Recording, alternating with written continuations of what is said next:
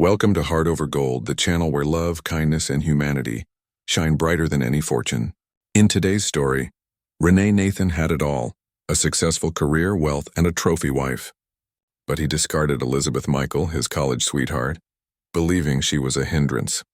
As he climbs higher, Elizabeth, finding her true purpose, rises to power in the art world, ultimately becoming the partner of Greg Davidson, the owner of the very company Renee dedicated his life to. When their worlds collide, Renee faces the devastating cost of his choices while Elizabeth discovers her true worth.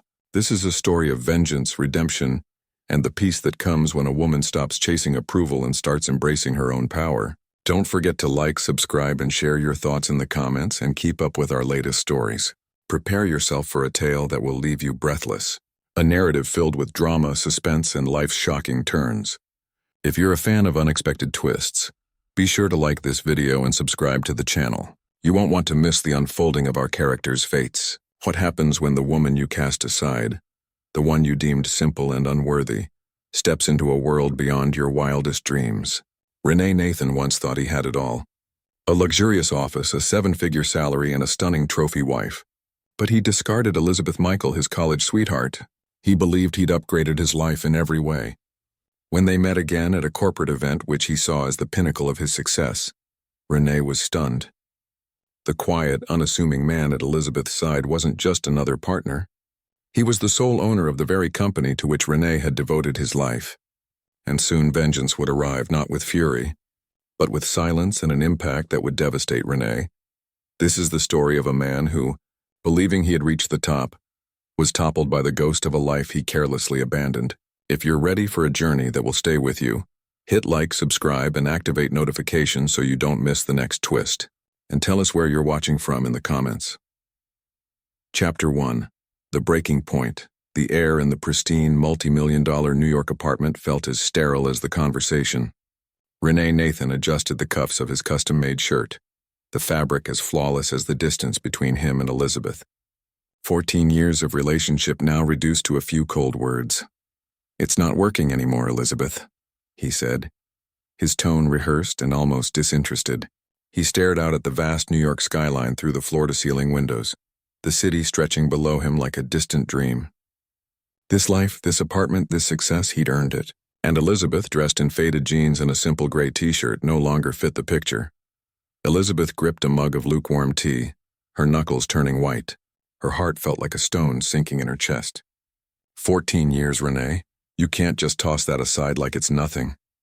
"Don't be dramatic," he retorted with a sneer, turning to face her at last. His gaze scanned her, taking in every perceived flaw, her bare face, the simplicity of her outfit, the absence of designer labels. "We want different things," he added, though the words carried an unspoken message. "You are not enough." Elizabeth had once been a rising star in the art world. But as Renee's career in finance skyrocketed, her own ambitions took a backseat. "The dinners I prepared for your clients, the weekends I spent alone while you traveled, the career I gave up, all to support you. And this is what you think of me?" Her voice cracked slightly, a tear in her eye, but she swallowed the sorrow. Renee waved his hand dismissively. "We were kids when we met. We've changed. I'm moving forward. And you're stagnant. You're happy in your little world, and that's fine, but it's not enough for me." The sting of those words cut deeper than anything else. He had taken her contentment, her peace, and twisted it into a flaw.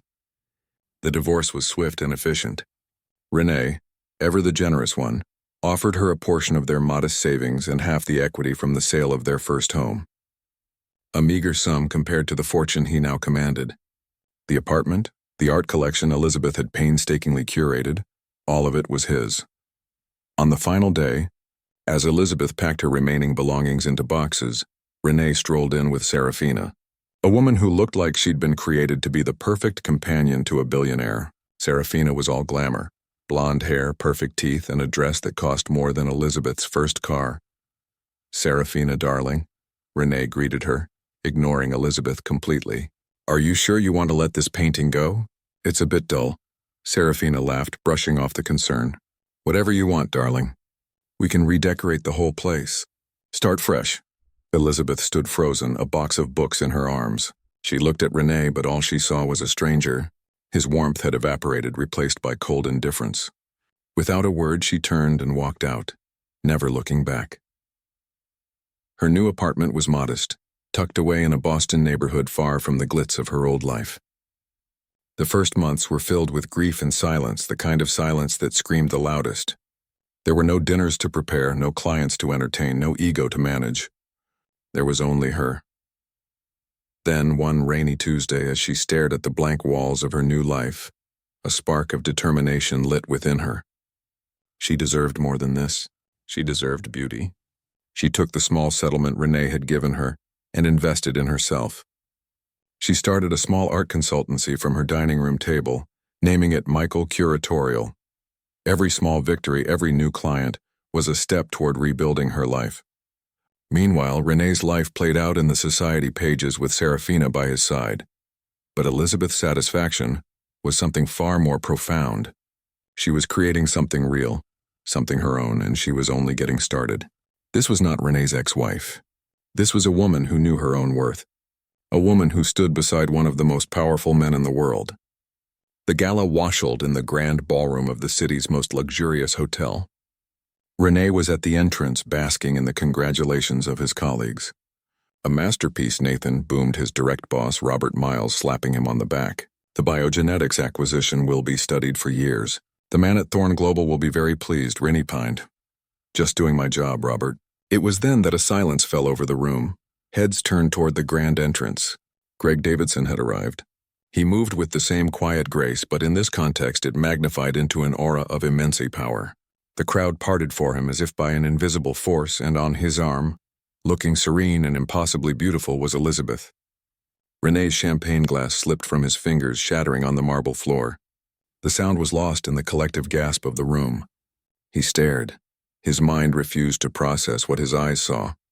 It was like watching two worlds collide, two narratives that should never have crossed paths. Elizabeth with the man from the restaurant, and the entire room was looking at him, not with admiration but with mounting horrified astonishment.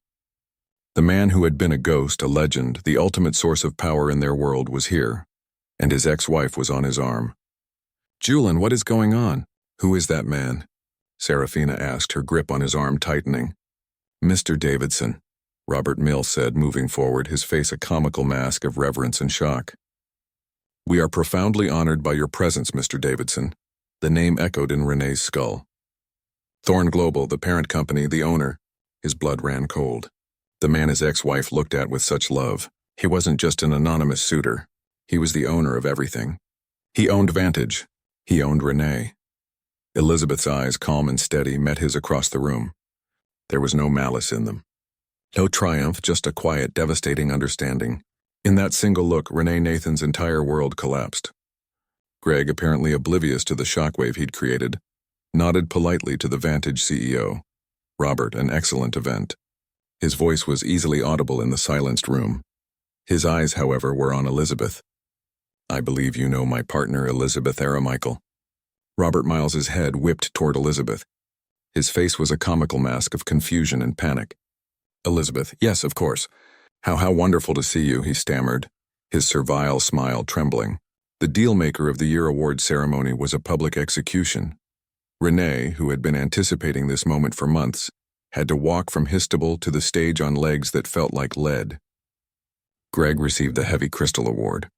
He walked to the podium, his presence commanding the absolute attention of every person in the room. "Good evening," Greg began, his voice quiet and measured. "Vantage Capital has had a profitable year, and a key part of that has been the aggressive M&A strategy led by mentor Renee Nathan." He paused, letting the name hang in the air. "The acquisition of biogenetics in particular has been noted for its tenacity," Greg continued, choosing the word with surgical precision. "It was a campaign that valued victory above all else. It has undoubtedly secured an important asset for the portfolio." Renee felt a faint glimmer of hope. Maybe this would be okay. Perhaps Davidson was a pragmatist. "However," Greg said, his tone shifting almost imperceptibly, "at Thorn Global we believe that how one wins matters as much as if one wins. True sustainable value is not built on scorched earth. It is built on integrity, foresight, and partnerships, not on hostile destruction." He turned fully to the audience.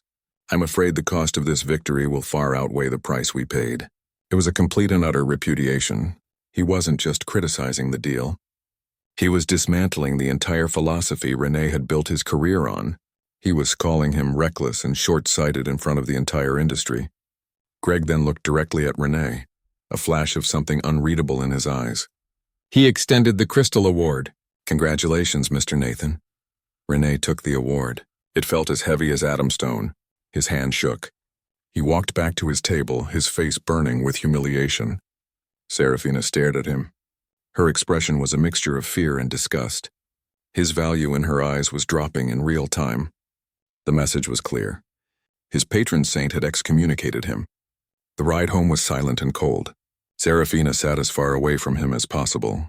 So, she finally said, her voice dripping as, "Your ex-wife is dating the man who owns your company." "I didn't know," Renee said, his voice a hoarse whisper. "You didn't know?" She let out a sharp, ugly laugh. "You, Renee Nathan, the man who knows everything, who prides himself on having every angle covered, missed that. You told me she was a nobody, acid little housewife living in a pathetic apartment." "She was," he insisted, desperation creeping into his voice. "Clearly she wasn't."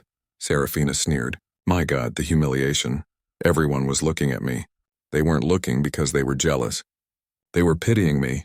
Renee had no answer. He knew with a certainty that chilled him to the bone that his career advantage was over. Greg Davidson hadn't needed to fire him. He had simply exposed him, and the system would do the rest. He would be sidelined until he had no choice but to resign. He thought of Elizabeth's quiet expression. It wasn't triumphant. It was something far more devastating. It was indifference. She had stopped caring enough to even be an enemy. The ultimate power move was not revenge. It was the realization that the person who wronged you was now so small, so insignificant that they were no longer worth the emotional energy. If Elizabeth's indifference hit you hard, leave an emoji in the comments. Do you think Renee deserved it? Like and comment with your opinion. Chapter 4. The Path to Freedom. The consequences were swifter and more brutal than Renee Nathan could have imagined. On the Monday after the gala, he walked into the Vantage offices and the atmosphere was thick with his professional obituary. Robert Miles, his former champion, called him into his office. "Renee," Robert began, not even bothering to offer him a seat. "We'll have to restructure the leadership on the biogenetics integration. Given Mr. Thorne's feedback, we need a different approach, a more diplomatic touch." "You're taking my own deal away from me?" Renee asked, the words tasting like ash. "It's not your deal anymore, Renee. It's the firm's deal, and the firm needs to protect its relationship with its owner. Your other projects will be reassigned too. We need you to take a step back. Focus on internal strategy for a while." Internal strategy. The corporate equivalent of Siberia. They were putting him in the deep freeze, letting him wither until he took the hint and resigned. His life began to unravel. Serafina, seeing the wellspring of money and status about to dry up, packed her bags within a week. There was no tearful goodbye, just a cold note left in the marble kitchen island. "I can't be associated with this kind of failure. My lawyer will be in touch." She even took the muted painting Elizabeth had left behind. He was alone in the sterile apartment. The silence now a crushing weight. A month after the gala, his phone rang. It was an unlisted number. "Hello," he answered, his voice muted. "Renee, it's Elizabeth." He froze, his heart hammering against his ribs.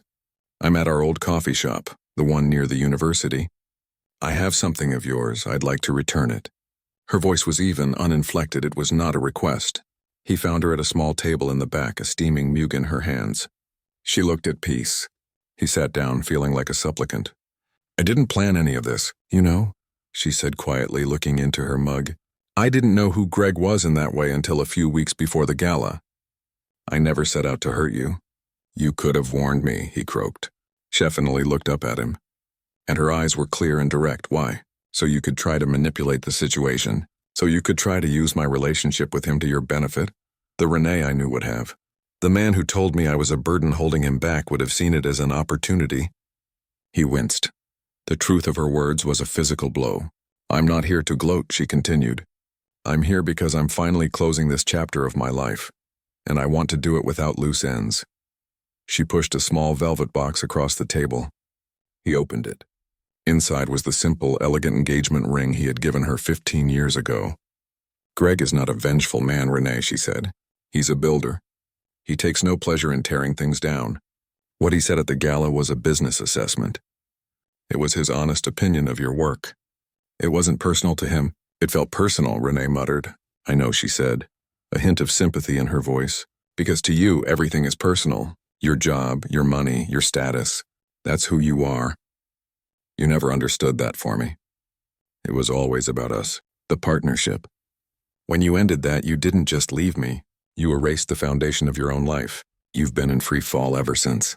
You just didn't realize it. She stood up, pulling on her coat. Greg has established a philanthropic arm of his company, the Thorn Foundation. He's asked me to head its new art and culture division. I'll be endowing museums, funding grants for young artists, the work I dreamed of doing when I was 20. She gave him one last lingering look. It wasn't pity, but a kind of sad farewell. Goodbye, Renee. I hope you find something real to build on next time. She turned and walked out of the coffee shop, leaving him alone with the ghosts of who they used to be and the ruin of what he had become. He looked at the ring, a perfect circle representing a promise he had broken.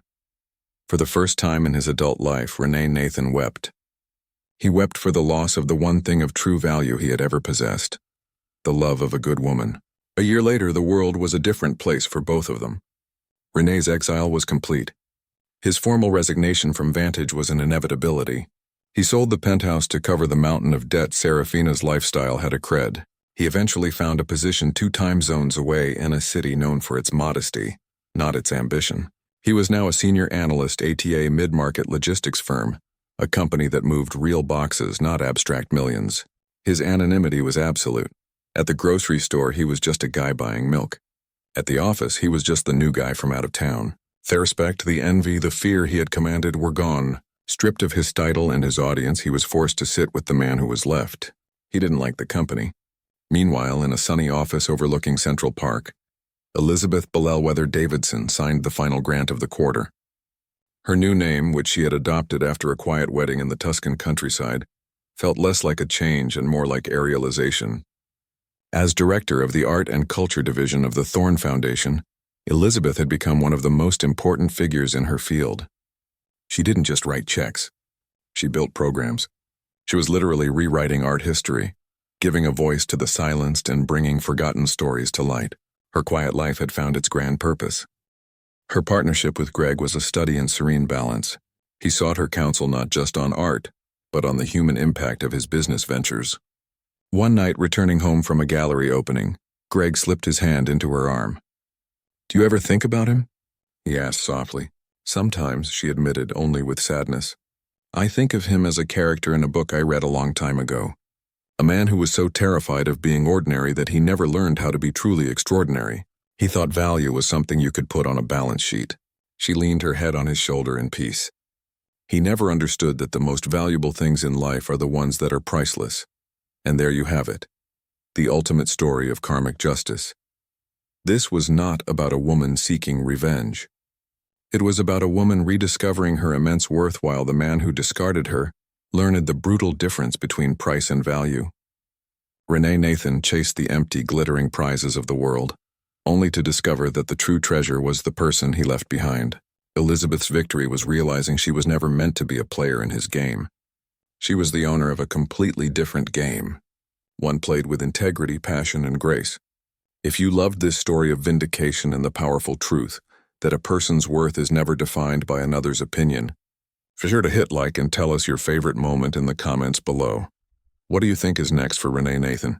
Do you think he'll manage to build something meaningful? Don't move. If you believe a man can truly change, hit like right now and subscribe to the channel to see if Renee Nathan has finally learned his life's lesson. Chapter 5. The Price of Redemption. More than 2 years have passed since the fateful gala night. Renee Nathan's life is now measured in painful mediocrity. He no longer gazes at the shimmering New York skyline, but at the fire escape of a low-rise apartment building in a modest town. He works at a logistics company where numbers are reality, not illusion. Solitude is no longer a punishment. It is a mirror. He is forced to face himself unadorned, and for the first time he sees the emptiness.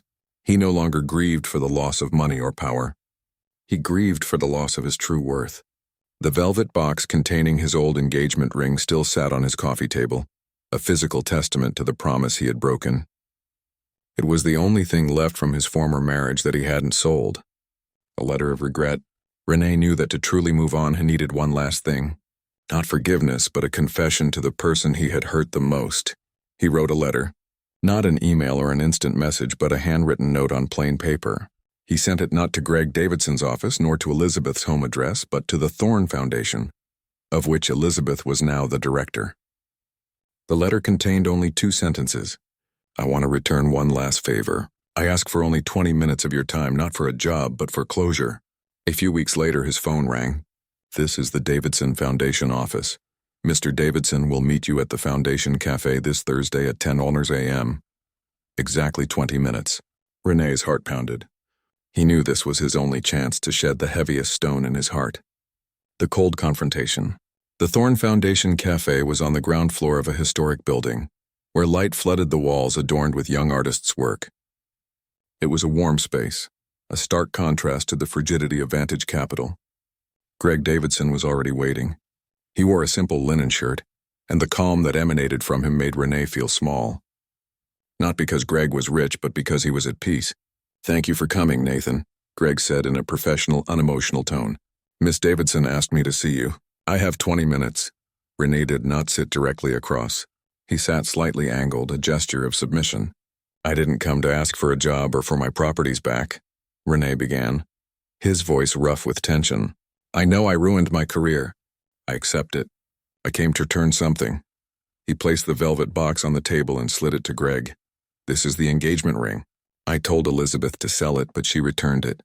That was the promise I broke. I wanted you to know that I kept it for 2 years as a reminder. Now I return it to the man she chose. I give it to you. Greg looked at the box, then at René. Why didn't you mail it? Because you are the truth I can't unsee. René replied, looking him straight in the eyes. You saw Elizabeth not just as a woman, but as a partner. You saw her value in the gallery while I only saw it in my living room. I need to say this in front of the man who taught me that lesson. You didn't take revenge on me. You just judged my work, and I failed just as the clock struck 10. The door opened. Elizabeth Michael Davidson entered. She wore a light, elegant suit. She saw René and caught her breath. She didn't expect him there, or at least she pretended not to. Greg, she said, her voice a little tight. Are you finished? No, Greg replied, nodding toward René. He just returned the ring. Elizabeth walked closer, her gaze sweeping over the ring, and then settling on René. She felt no hatred, only weariness and a distant compassion.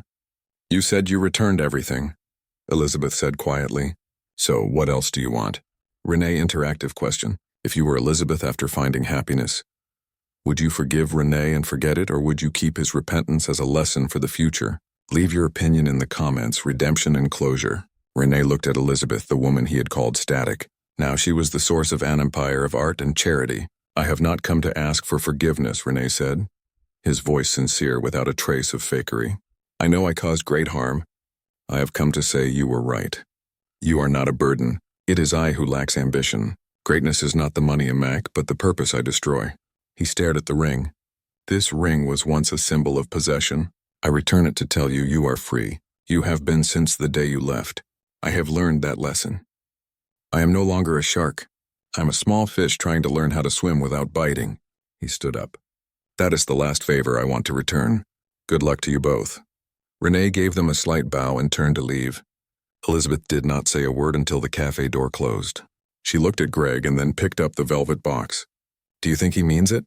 Greg shrugged with his characteristic serenity. It doesn't matter, my love. He came here to free himself. His salvation is not our concern. Elizabeth looked at the ring. Then she looked out the window where René was walking down the street. A completely ordinary man among the crowd. She opened the box, took out the ring, and dropped it into the paper cup René had just used. Its value is his lesson, she said. It is not my property. She turned to Greg, who was looking at her with love in his eyes. Let's get back to our work. Elizabeth and Greg left the cafe, leaving the ring on the table. It was a relic, the symbol of a broken promise, a fallen kingdom, and a lesson learned at a high price. Elizabeth's forgiveness was not a word. It was an act of letting go. She did not choose a vengeance. She chose to grow. René got what he wanted, the acknowledgement that her better life was not a coincidence, but a direct consequence of her hidden greatness, which he, being too blind, failed to see. The confrontation was finally over. René has paid his debt. Elizabeth has regained her peace. The lesson is not that the discarded woman wins, but that a man loses everything when he misjudges the one person who truly loves him. If Elizabeth's decision to let go of the past feels like the true act of strength to you, don't forget to subscribe and tell us in the comments what you think Renee will do with his life, now that he has found closure. Chapter 6. The Invisible Sabotage. Renee Nathan's ending did not mark peace but the beginning of a new war. A silent Cold War fought not with blacksmith hammers, but with legal documents and figures. Elizabeth Bellweather Davidson, as the director of the Art and Culture Division of the Thorn Foundation, had become an influential figure. Her latest and most ambitious project was the Grant, a fund for marginalized and older artists, named in honor of the silenced women in art history. The project drew the attention of collectors and critics, but also of enemies. One Monday morning in her sunny New York office, the atmosphere was broken. Robert Miles, the former CEO of Vantage Capital, who after Renee's scandal was discreetly forced to resign. He had been named director of a powerful venture capital firm, competing for the same spheres of influence. His goal to discredit Elizabeth, the smear campaign. The attack began subtly. First, on specialized art social networks, anonymous profiles emerged questioning Elizabeth's practical experience, insinuating that her position was merely a wife's ornament for Mr. Davidson. Then the Grant received a direct blow. Elizabeth discovered that a major anonymous patron had withdrawn from the Grant at the last minute, pulling a critical fund for the project. The patron's director offered no explanation, just a dry message. Strategic changes. Elizabeth felt the familiar chill of old corporate New York. It was not a battle of egos. It was an invisible sabotage designed to make her fail in the place where she felt strongest. Her purpose. They're trying to make me drown in my own passion, Elizabeth told Greg one night while reviewing documents in the penthouse. Greg was silent, observing the statements. This is not a coincidence, my love. The firm that bought the anonymous patronage belongs to a network controlled by Miles. He doesn't want you to fail. He wants you to be seen as Thorn Global's weakness. Elizabeth straightened up. There was a dangerous glint in her eyes. They are wrong. I am no longer anyone's weakness. The curator's counterattack. The following week, the sabotage escalated. A prestigious gallery canceled a vital exhibition for one of the foundation's beneficiary artists, citing doubts about the quality of the curatorship. The message was clear. Elizabeth Michael's signature is unreliable. Greg wanted to intervene with his financial power, annihilating Miles with a call or an acquisition. No, Greg, Elizabeth said, holding his hand. You are not going to use the money. Renee taught me that brute force only creates ash. I have to win this using my value, not yours. I have the eye. I have the story. Elizabeth devised a plan that demonstrated her deep knowledge of art and ego. She focused on the canceled exhibition. She knew the gallery had canceled because Robert Miles, through his influence, had promised that gallery an invaluable piece of art that Greg privately owned, a Goya sketch. Elizabeth confronted the gallery director. I know you canceled our exhibition because Mr. Miles promised you he would mediate for you to get the Goya sketch from Thorn Global. The director palled. How do you know? Because I am the only person who can authorize the sale or loan of Mr. Davidson's private collection, and I assure you I will not do it. But then Elizabeth smiled. However, I can offer you something more valuable than a piece for sale. I offer you something for history. Key question. If you were Elizabeth, what would you offer the gallery director to reverse Miles's sabotage? Something worth more than the Goya sketch. Think like a curator and comment the value of history. Elizabeth's trick was simple and brilliant. She understood that the art elite not only wanted possession, they also wanted legitimacy.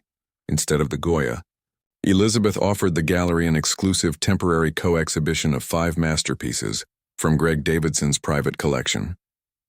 Pieces that had never before been seen by the public, with one condition.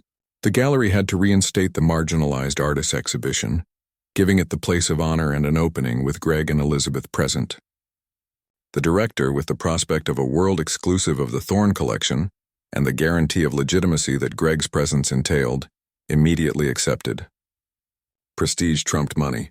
Robert Miles was publicly humiliated. His attempt to sabotage Elizabeth not only failed, but inadvertently propelled the Davidson Foundation to the forefront of the New York art scene. The rumor spread never challenged Davidson's wife.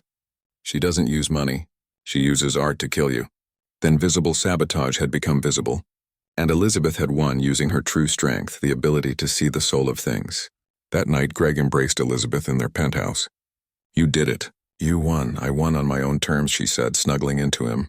I am no longer the woman Renee called static. I am the woman who chooses the stories that are told. The invisible sabotage had confirmed the final choice. Elizabeth's worth lay not in being a man's accessory, but in being the engine of legacy. And in their world, the story she chose to tell about herself was the most invincible of all. If you think Elizabeth deserves this triumph, comment with the word legend, and don't forget to subscribe for the next chapter of the saga. Chapter 7: The Shadow of the Family. After the fiasco of the invisible sabotage orchestrated by Robert Miles, Elizabeth's reputation as a manager and curator soared.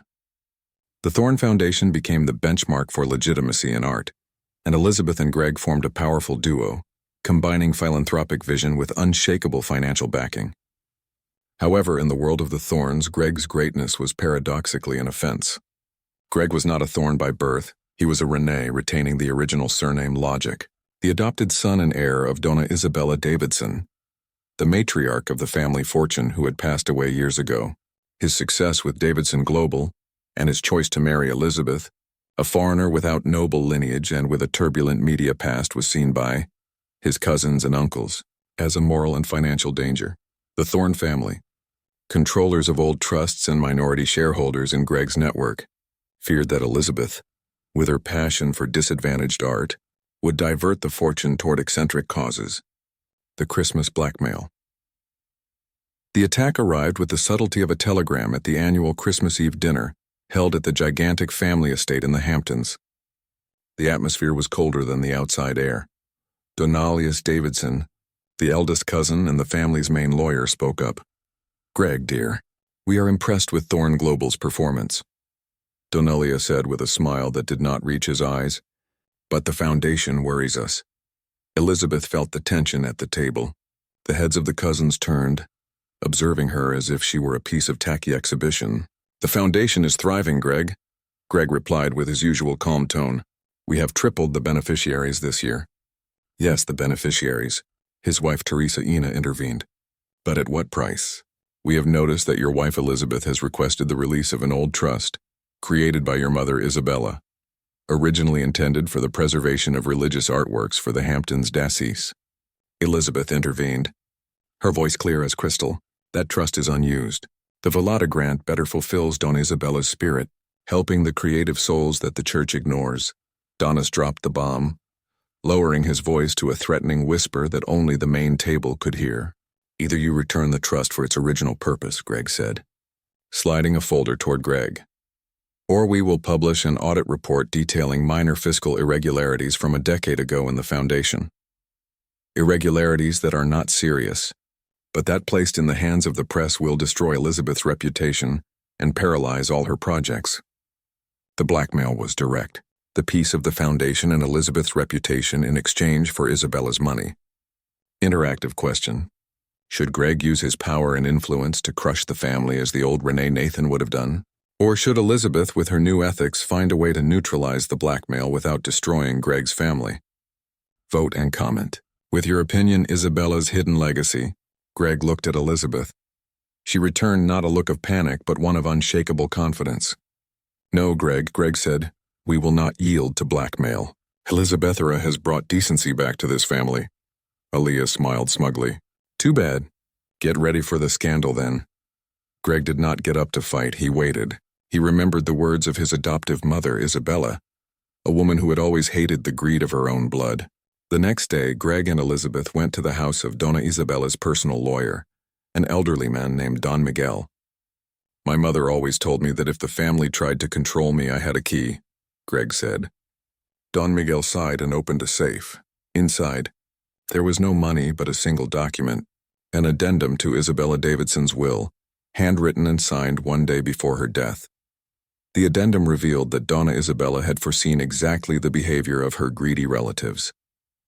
It stipulated that if at any time any member of the Davidson family tried to obstruct or sabotage Greg's philanthropic work, 50 of the family's minority shares in Thorne Global, which gave them veto power, would be immediately transferred to a trust fund called the Renee Fund, which only Greg and his wife Elizabeth could control.